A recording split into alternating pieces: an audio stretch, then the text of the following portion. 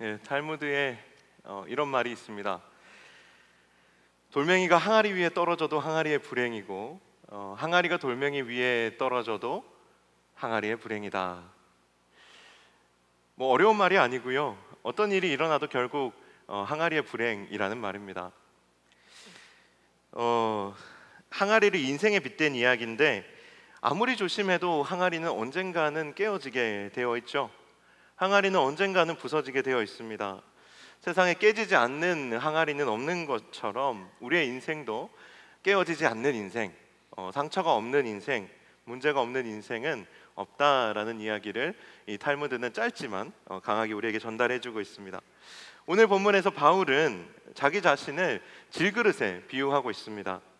세상에 좋은 그릇이 많은데 금그릇, 은그릇, 텅스텐 그릇, 사기 그릇, 자기 그릇, 여러 가지 많은 좋은 그릇들이 있는데 사도 바울은 자기 자신을 질그릇에 비유하고 있습니다. 마치 자기 자신은 이 질그릇처럼 언제 깨어져도 전혀 이상할 것이 없고 마치 심지어는 깨어지기 위해서 존재하는 그릇인 것처럼 자기 자신을 이야기하고 있다라는 겁니다. 그러나 많은 사람들은 이 사도 바울과는 조금 다릅니다. 자기 인생을 질그릇으로 생각하죠. 여러분, 질그릇은 어떻습니까? 그냥 한번 상상해 볼까요? 질그릇은 어떻죠? 막 단단하고 견고하고 화려하고 아름다운 그런 그릇입니까? 손님이 오면 딱 정말 멋지게 한상 차려내고 싶은 그런 그릇이 질그릇입니까? 아니죠. 질그릇은 그냥 막 편하게 쓰는 그릇이에요. 그죠? 막 편하게 쓰다가 그냥 깨지면 그냥 편안한 마음으로 그냥 내다 버리는, 마치 그냥 우리가 다이소에서 1,000원, 2,000원짜리 그릇 사다가 쓰다가 뭐가 이가 조금 빠지고 그러면 아낌없이 그냥 내다 버리는 그런 정도의 그릇이 아마 이 질그릇일 것입니다. 여러분은 어떠세요? 여러분의 인생이 이 질그릇 같기를 원하십니까? 그냥 이렇게 소모품처럼 쓰이다가 버려지기를 여러분은 즐거워하실 수 있겠습니까?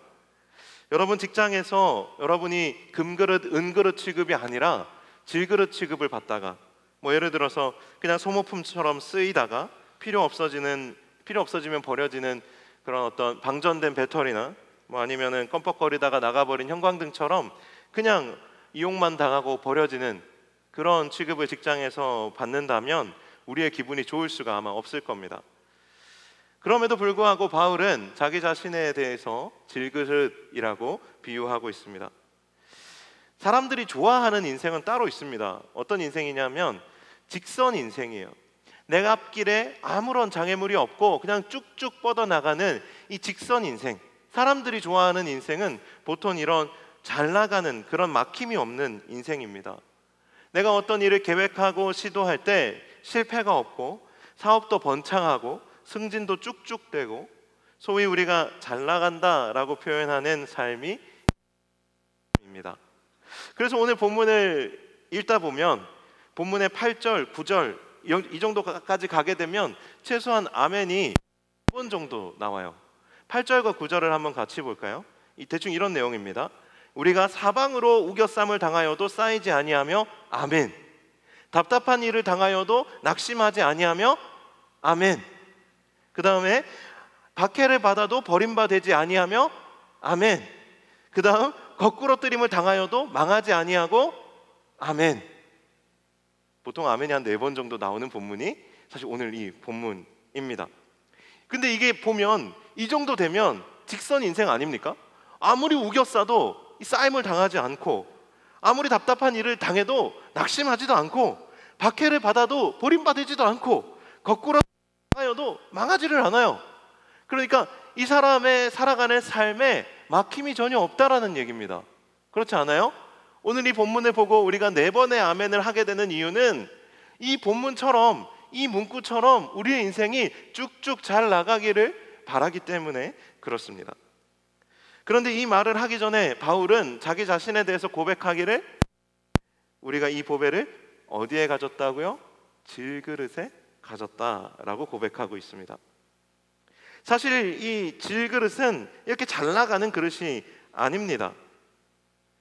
누구에게나 인정받고 누구에게나 귀히 여김을 받는 그런 그릇은 금그릇, 은그릇 이런 그릇들이 사실은 직선 인생이죠. 사실 질그릇은 모양 자체도 이 정형화되어 있지 않고 투박한 모양을 가졌을 겁니다. 직선으로 잘 빠지거나 아주 완벽한 곡선을 이루거나 그렇지 않았을 거예요. 그냥 구불텅구불텅한 그런 곡선으로 되어 있었을 것입니다. 질그릇은 사실 직선 인생이 아니라 곡선 인생을 의미하고 있습니다. 곡선은 굽이지고요, 꼬이고요, 얽히고요, 설키는 그런 것입니다. 그런 인생이 바로 질그릇과 같은 인생이라고 할 수가 있을 것입니다. 그래서 사람들은 이렇게 꼬이기 싫고 얽히기 싫고 또 굽어지기 싫고 돌아가기 싫어서 곡선의 삶을 별로 좋아하지 않습니다. 곡선으로 돌아가는 삶은 더디죠. 또 수고스럽죠. 번거롭습니다. 실패가 있고요, 상처가 있고 또 아픔이 있습니다. 그러나 여러분, 우리의 인생이 직선으로만 되어 있다면, 그리고 직선만 있다면, 그렇다면 이 직선은 좋은 점은 빨리 가는 것이지만 이 직선에 없는 것이 있다면 깊이가 없습니다. 직선에 또 없는 것이 있다면 변화가 없습니다. 깊이와 변화가 없는 것이 사실은 직진만 하는 인생, 직선으로만 가는 인생인 것입니다. 곡선이 좋은 이유는 변화와 유연함 속에 깊이와 또 아름다움이 있기 때문이죠. 그래서 우리의 인생은 질그릇 같고 곡선 같지만 깨어짐이 있기에 그 안에서 아름답게 발견되는 것이 있는 인생입니다. 오늘 바울은 사실 직진 그리고 직선으로 살아갈 수 있는 충분한 어떤 실력과 배경을 갖춘 사람입니다. 어려서부터 태어나기를 이스라엘 지파 중에서도 베냐민 지파, 사울 왕이 베냐민 지파였죠. 그런 왕족 출신에다가, 그리고 바리새인으로서 자랐습니다. 가말리엘이라는 아주 좋은 스승 밑에서 좋은 교육을 받고 자랐습니다. 그리고 심지어 당시의 헬라 문화권을 통틀어서 가장 좋은 시민권, 바로 로마 시민권을 가지고 있는 사람이었습니다. 그럼에도 불구하고 그는 자기의 인생을 질그릇이다, 그리고 곡선 인생이라고 표현하고 있는 것이죠. 그가 이렇게 자기의 인생을 고백하고 표현하는 이유는 곡선 인생에서 진정한 하나님의 은혜와 능력이 나타나기 때문입니다. 자신의 연약함과 깨어짐 속에서 아름다운 보배가 드러나고 나타날 수 있기 때문에 바울은 고백하기를 자신이 깨어지기 위해서 만들어진 그릇인 것처럼 아주 반복적으로 자기 자신의 깨어짐, 곧 죽음을 이야기하고 있습니다. 10절 말씀에 자기 자신에 대해서 이렇게 이야기합니다. 우리가 항상 예수의 죽음을 몸에 짊어짐은, 11절에는 예수를 위하여 죽음에 넘겨짐은, 12절에 사망은 우리 안에서 역사하고, 끊임없이 자기는 깨어지고 부서질 수밖에 없는 존재이고 나의 인생은 깨어지고 부서질 수밖에 없는 인생임을 고백하고 있는 것입니다. 그 이유가 중요하죠. 내가 왜 깨어지고 내가 왜 항상 이 죽음을 생각하느냐. 바울은 이렇게 이야기합니다. 내가 깨어지고 내가 상처받고 내가 죽을 때 내 안에 숨겨져 있던 보화, 예수 그리스도의 생명이 나타나고 증거되기 때문이라고 고백하고 있는 것입니다. 하나님께서 내게 주신 은혜와 내게 주신 보배가 있는데 그 예수 그리스도의 생명이 나타나도록 하기 위해서는 바울은 날마다 자기 자신이 마치 깨어지기 위해서 만들어진 이 질그릇처럼 깨어지기를 자처하고 있는 것입니다. 곡선의 삶을 자처하고 있는 것이죠. 이런 바울의 마음과 의도를 생각하고 우리가 아까 4번의 아멘을 이야기했던 이 8절과 9절을 다시 한번 보도록 하겠습니다. 8절과 9절을 다시 한번 제가 읽겠습니다. 우리가 사방으로 우겨쌈을 당하여도 쌓이지 아니하며 답답한 일을 당하여도 낙심하지 아니하며 박해를 받아도 버림받지 아니하며 거꾸러뜨림을 당하여도 망하지 아니하고. 여러분, 이 구절을 다시 한번 들었을 때 여러분 마음에 이 구절이 어떻게 다가오세요? 바울이 정말 박해를 받지 않아서 이런 말을 했을까요? 우겨쌈을 당해본 적이 없어서 이런 말을 했을까요? 또 거꾸러뜨림을 당해본 적이 없어서 이런 말을 했을까요? 답답한 일을 당해서 낙심해본 적이 없기 때문에 이런 말을 하겠습니까? 아니에요. 바울은 스스로 질그릇을 자처하고 자신의 모든 기득권과 소유들을 다 배설물처럼 내려놓은 다음에 질그릇과 같은 삶을 선택했고 그 삶을 살다가 박해도 받았고 우겨쌈도 당했고 답답한 일도 당했고 거꾸로뜨림도 당했어요. 루스드라라는 지역에서 바울은 돌에 맞아서 거의 죽게 되었습니다. 사람들이 그가 죽은 줄 알고 그냥 성 밖에 내다 버렸어요. 간신히 그가 살아남아서 이 복음 전하는 일을 계속할 수 있게 되었는데, 사도 바울의 삶을 생각해 보면 그의 인생은 상처투성이의 인생이었다는 말이죠. 그가 정말 막히지 않았기 때문에 이 말을 하고 있는 것이 아닙니다. 우겨싸임을 받지 않고 살아왔기 때문에 이 말을 하고 있는 것이 아니에요. 그가 이 이야기를 하는 것은 나의 인생이 이 모든 깨어짐으로 가득한 인생이지만 나는 이 모든 깨어짐과 상처와 아픔으로부터 완전히 자유하다라고 고백하고 선포하고 있는 것입니다. 어떻게요? 깨어짐과 이 상처는 그냥 고통과 아픔으로 끝나는 것이 아니라 이 깨어짐을 통해서 예수의 생명이 나에게서 나타나고 전파되고 있기 때문에 이 바울은 이 고통을 자연스러운 과정으로서 받아들이고 있다라는 것입니다. 내가 이렇게 질그릇과 같이 깨어짐을 당하고 상처를 받고 사람들로부터 핍박을 받고 정말 낙심할 정도로 답답한 일을 당하고 있어도 내 안에 예수의 생명이 있고 내가 박해를 당할 때마다 예수의 생명이 전파되기 때문에 나는 그로 인하여 이 상처와 아픔보다 예수의 생명이 나타나는, 내 안에서 보배가 드러나는 그것으로 인해서 나는 자유하다, 나는 기쁘다, 나는 감사하다, 나는 승리하고 있다라고 고백하고 있다라는 사실입니다. 이것은 마치 출산의 과정과 같습니다. 우리가 출산의 과정을 겪을 때 어떻습니까? 분명히 고통이 따름을 알고 있습니다. 하지만 그 고통을 우리가 기쁘지 않지만 그래도 그것을 감당해내는 이유가 무엇입니까? 출산을 통해서 새로운 생명이 탄생하는 기쁨을 누릴 수 있기 때문이죠.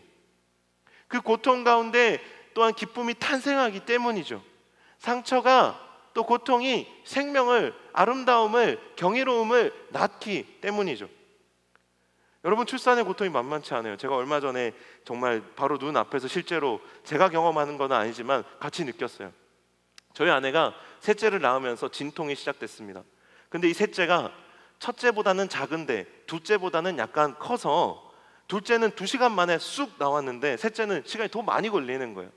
그런데 여러분, 출산의 고통이 어떠냐면 그 고통을, 옆에 기계가 달려 있어요. 출산의 고통을 측정하는. 그 고통이 1분 내지는 2분 간격으로 오기 시작하는데 0에서부터 시작한 그 통증이 1, 2, 3, 4 이렇게 쭉 올라가기 시작해서 99까지 표현이 됩니다. 그런데 99를 넘어가면 그 이상은 표현이 안 돼요.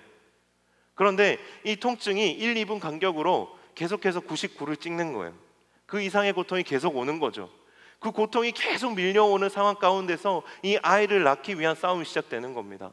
그런데 막 그렇게 고통이 심해져가지고 이거 좀 어떻게 해주세요 했더니 간호사 2분이 갑자기 손에 뭔가를 들고 들어오면서 밝은 얼굴로 고통 경감을 위해서 아로마 오일 마사지를 시작하겠습니다 이러는 거야.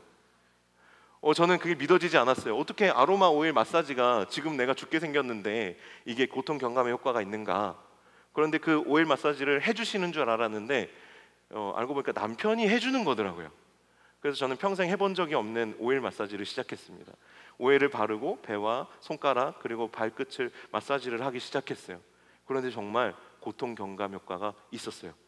너무 웃긴 거예요, 이 상황이. 아파 죽겠는데 남편이 태어나서 처음 해주는 이 오일 마사지를 받으면서 또 해주면서 둘이 얼마나 어이가 없었는지 모르겠어요.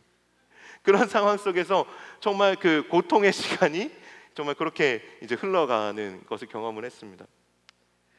그렇게 정말 고통이 있었지만 이 고통이 그냥 고통으로 끝나는 것이 아니라 생명을 낳는 자연스러운 과정이었기에 저와 아내 둘 다 이 고통의 과정을 이상하게 여기지 않았습니다. 서로 의지하면서 함께 이 고통을 감당해낸 것이죠. 고통을 통해서 아름다운 보배를 만들어내는 대표적인 것이 있습니다. 뭘까요? 보통 우리가 진주를 생각하죠. 고통을 통해서 만들어지는 것이 진주입니다. 진주 조개 안에 진주를 만들 때, 진주 조개 양식을 할 때 어떻게 하냐면 작은 조개 껍데기 조각을 이렇게 조개 안에 집어넣습니다. 그럼 그것이 핵이 돼서 거기에 계속 조개의 체액이 쌓이면서 그것이 나중에 한 1년, 2년 지나면 한 알의 진주가 돼서 탄생을 하게 됩니다. 보통 자연 생태계에서 진주는 모래알과 같은 작은 자극물이 그 조개 안에 들어와서 그 조개가 상처를 받았을 때 내부에서 이 모래알을 밖으로 도저히 내보낼 수가 없는 그 상황 속에서 어쩔 수 없이 그 상처를 끌어안게 되는 거죠. 그래서 그 고통을 경감시키기 위해서 끊임없이 그 모래알에 자신의 체액을 쏟아붓습니다. 그러면서 오랫동안의 스스로 자신을 치유해가는 과정을 통해서 마지막에 얻어지는 것이 바로 진주예요. 영롱한 빛을 띠는 진주도 처음에는 하나의 작은 상처라는 겁니다. 상처를 낸 침입자인 모래알을 어떻게 해도 밖으로 내보낼 수가 없는 상황 속에서 그것을 품어내는 거죠. 이 강호승 시인은 자신의 책에서 이 진주 조개가 진주를 만드는 이 과정을 보면서 본인 스스로 이렇게 고백합니다. 이제는 상처받는 것을 두려워하지 않게 되었습니다. 이 진주 조개를 보면서 나에게 주어지는 이 모든 상처와 아픔이 그냥 이 상처로 끝나는 것이 아니라, 아픔으로 끝나는 것이 아니라 아름다움을 만들어낸다라는 것을 고백할 수 있게 되는 것이죠. 직선으로만 가는 인생이 멋있어 보일 수는 있지만 결코 아름다운 인생이나 깊이 있는 인생이 아님을 이 진주 조개를 보면서 깨닫게 되는 것이죠. 아름다움이라는 것은, 존귀함이라는 것은, 보배라는 것은 이 고통을 통해서, 상처를 치유해가는 과정을 통해서, 감당해내는 과정을 통해서 우리가 얻게 되는 것이라는 것을 이 시인도 깨닫게 되는 것입니다. 사랑하는 여러분, 여러분의 삶이 질그릇이라면, 하나의 항아리라면 여러분 깨어지는 것을 두려워하지 않으시기를 바랍니다. 그리고 그 깨어진 항아리를 붙잡고, 깨어진 질그릇과 같은 인생을 붙잡고 어떻게든 이 질그릇을 다시 껴 맞추기 위해서 전전긍긍하고 정말 그렇게 슬퍼하는 인생이 되지 않기를 바랍니다. 여러분이 깨어졌다면 그것으로 인하여서 예수 그리스도가 나타난 것입니다. 그 보배로움이, 아름다움이 자연스럽게 나타나게 되는 것입니다. 노출되게 되는 것입니다. 여러분이 다시 붙을 필요가 없는 것이에요. 다시 온전해질 필요가 없는 것이에요. 예수가 나타났다면 그것으로 된 것입니다. 내 안에 있던 보화가 드러났다면 그것으로 된 것이에요. 바울은 그 이야기를 하고 있는 것입니다. 예수님께서 시몬이라는 사람의 집에 들어가셨을 때 죄인인 한 여인이 순전한 나드 한 옥합을 갖고 와서 그 옥합을 깨뜨려 예수의 발 앞에 붓습니다. 어떻게 그 일이 일어날 수 있었을까요? 옥합을 깨뜨리지 않고 그러한 그 나드, 순전한 나드의 그 향기가 흘러나올 수 있었겠습니까? 예수의 머리 위에, 예수의 발 위에 부어질 수 있었겠습니까? 그 아름다움이, 그 향내가 날 수 있었을까요? 전혀 그럴 수가 없다라는 겁니다. 우리의 인생이 깨어졌을 때 깨어짐으로 인해서 깨어진 그 질그릇의 조각을 볼 것이 아니라 그것으로 인해서 나타나는 하나님의 능력과 하나님의 은혜와 하나님의 영광을 바라보라는 것입니다. 그것이 우리의 깨어짐의 궁극적인 목적이라는 것이죠. 사랑하는 여러분, 여러분이 받는 상처와 아픔이 그저 썩고 골마 터지는 상처로 남지 않도록 예수 그리스도가 나타나고 예수 그리스도가 역사하시고 하나님의 영광이 나타나서 하나님께서 일하시는 자리가 될 수 있도록 여러분을 그렇게 그 상처 앞에 내어드릴 수 있기를 축복합니다. 사랑하는 여러분, 오늘 말씀을 준비하면서 처음에는 제 마음속에 이런 생각이 들었어요. 이 질그릇에 불과한 인생이지만 이 질그릇이 그 질그릇대로 살아가려는 마음보다는 질그릇이 은그릇이 되고 금그릇이 되기를 원하는 마음으로 살아가는 것이 우리의 인생 아닙니까? 그 말씀을 준비하면서 그냥 산이 생각이 나더라고요. 산이. 사람들이 산을 정복하기 위해서 오르는 경우가 많잖아요. 그래서 우리 인생도 그렇지 않은가? 내 모습이 질그릇 같기 때문에 그냥 질그릇으로 만족하는 것이 아니라 자꾸만 더 좋은 그릇이 되기를 원하고 더 좋은 그릇을 보면서 슬퍼하고 또 깨어질까 염려하고 걱정하고 또 깨어졌을 때 깨어진 것으로 인해서 또 낙심하고, 그런 우리의 인생이 산을 정복하기 위해서 아둥바둥하는 그런 모습과 비슷하다는 생각을 했습니다. 얼마 전에 지한이와 고은이를 데리고, 저희 애들을 데리고 부천 FC 축구장이 있는 공원으로 갔어요. 그 축구장이 있는 곳 앞에 공원이 있는데 거기에 이제 풋살장이 있고 그 옆에 클라이밍 할 수 있는 암벽이 있어요. 그 암벽에 사람들이 여럿 이렇게 매달려서 그 암벽을 오르는 모습을 보고 이제 7살이 된 지한이가 이렇게 저에게 물었어요. 왜 저러는 거야? 라고 물었습니다. 저는 순간 할 말을 잃었어요. 저도 잘 모르겠는 거예요. 왜 저러는 걸까? 왜 이 시간에 저렇게 고생스럽게 저렇게 절벽에 매달려서 저 절벽의 꼭대기를 오르기 위해서 저렇게 애를 쓰고 있는 것일까? 설명을 하자면 할 수는 있겠는데 설명을 하자니 너무 길고, 또 그렇다고 해서 거기에 어떤 대단한 의미나 어떤 철학이나 목적이 담겨 있는 것 같지는 않고, 어떻게 대답할 말을 잃었어요. 우리의 인생이 분명히 이유가 없는 것은 아니지만 정말 어떻게 일일이 다 설명하기에는 그냥 너무나도 복잡한, 그냥 아둥바둥 그냥 해야 되니까 어떤 단순한 목적으로 인해서 그냥 그렇게 직선으로 올라가기 위해서 산을 오르듯이 정상을 정복하려는 것처럼 그렇게 살고 있지는 않습니까? 정작 우리의 인생은 곡선일 수밖에 없는데 직선으로 오르려고만 하는 인생을 우리는 살고 있지 않습니까? 절대 상처가 나거나 깨어지면 안 될 것처럼 살아가는 인생이 우리의 인생은 아닙니까? 오늘 본문은 우리에게 그리스도인의 삶은 산을 정복하는 삶이 아니라 하나의 질그릇처럼 깨워져서 예수 그리스도의 그 보배로움을 사람들에게 나타내고 전하는 삶임을 우리에게 일깨워주고 있습니다. 내가 깨어짐으로 다른 사람들에게 예수의 생명을 흘려보내는 삶을 오늘 본문은 우리에게 이야기하고 있습니다. 내가 깨어짐으로 늘 변함없는 능력과 은혜로 든든히 우리의 삶을 지켜주시는, 마치 늘 변함없고 한결같은 산과 같은 모습의 주님을 우리도 나타내고 증언하도록, 그 산과 같은 주님을 품은 질그릇으로 우리가 깨어짐으로 그 주님의 모습을 보여줄 수 있는 삶을 살아가도록 오늘 본문은 우리를 초청하고 있습니다. 이렇게 우리의 삶을 내어드릴 때 저는 믿습니다. 우리는 반드시 질그릇과 같이 연약하지만 그럼에도 불구하고 도리어 주님의 지극히 큰 능력과 영광을 경험하게 될 것입니다. 우리 모두가 정말 이렇게 하나님의 능력이 우리의 연약함을 넘어서 나타나고 역사하기를 사모하고 기대하는 마음 가지고 나아갈 수 있기를 주님의 이름으로 간절히 축원합니다. 우리 이렇게 서로에게 한번 고백하고 마무리했으면 좋겠습니다. 우리는 모두 질그릇입니다. 깨어집시다. 그 깨어짐을 통해서 주님 우리 안에 역사하게 되실 것입니다.